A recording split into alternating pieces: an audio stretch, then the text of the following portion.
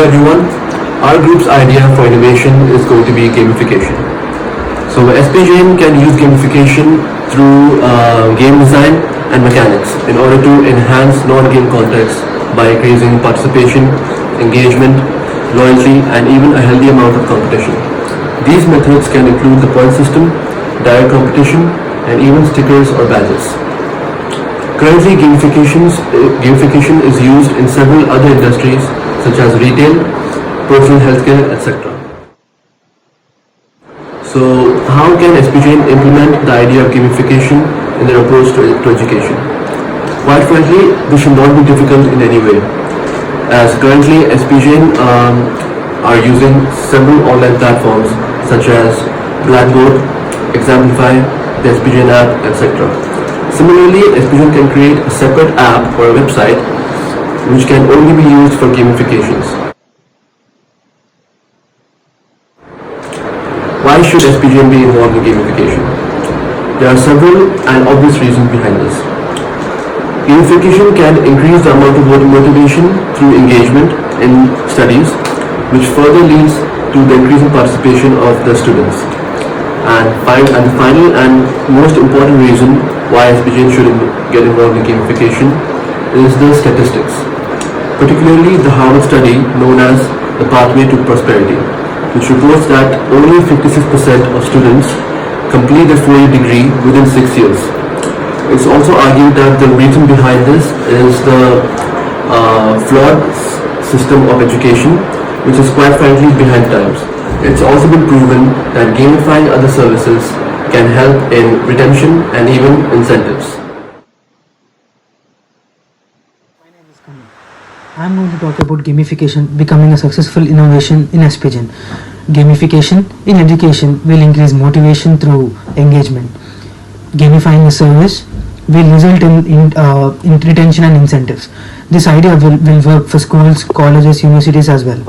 There are a variety of ways to introduce SPG in classrooms to the gamification of education, and here are some ideas which I am going to present.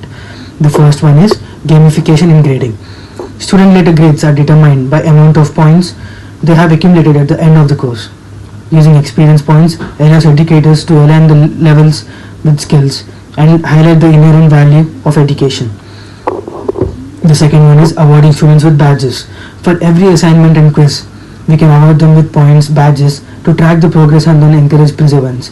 It's important to add value to badges like by giving bonus points to it and then skills levels, etc. The third one is integrating educational video games into curriculum. Use of video games will allow students to fail, overcome and persevere. Students are given a sense of agency. They can control the choices they make. Instantaneous feedback is given and then the small rewards are the motivators for the students. It motivates the students to do more things in future. The fourth one is stirring up a little competition. Conducting a tournaments which incentivizes the students to learn the material and which makes them practice. It boosts the energy of the class, and conducting seminars will be very challenging for them. The fifth one is gamifying the homework to encourage informal learning. Games allow the curiosity to learn new things. Games translate learning into informal environments. For example, treasure hunt games and the quest games, which helps in encouraging the informal learning. The last one is creating a digital customizable classroom management system which is built on role-playing games. This is also challenging, but it also enhances overall learning experience. Thank you.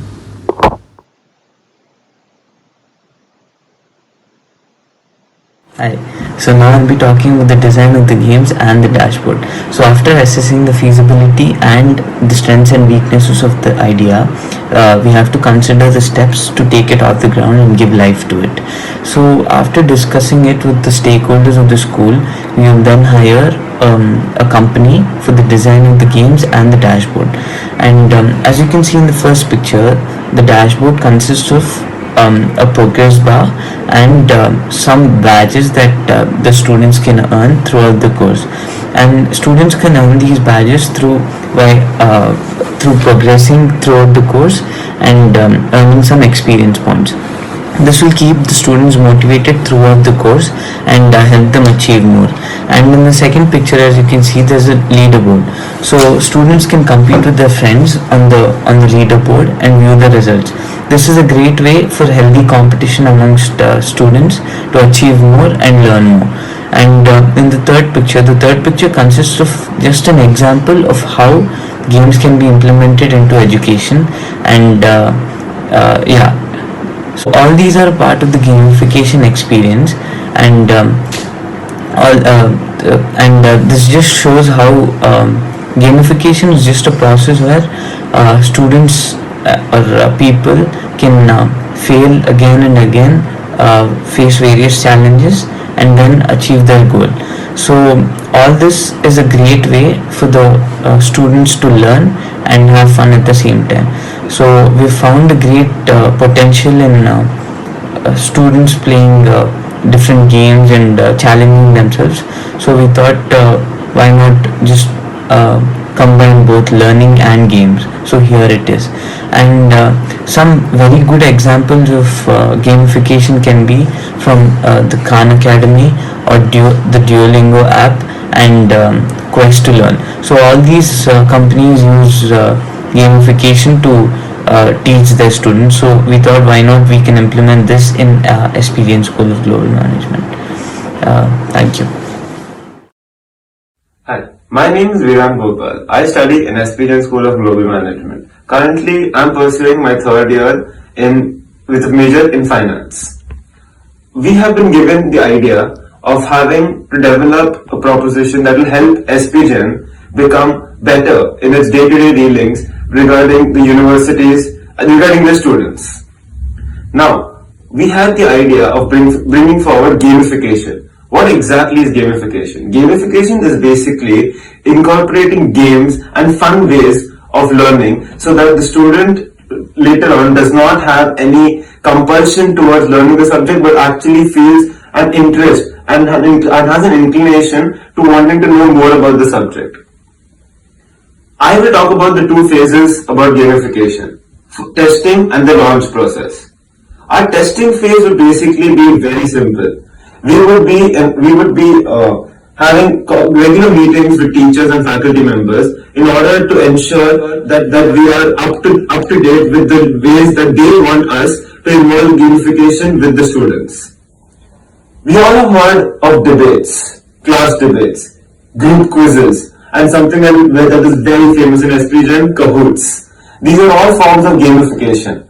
As you may see, whenever a group assignment comes up or a Kahoot is taking place, every student is determined to get the first prize in that Kahoot because most of our professors actually give chocolates for those things. Second, our testing process would basically be a numerous pilot testings, which would be basically trial and error methods. The more we try to incorporate gamification into SPGN, the more the chances of it coming into being in the very near future.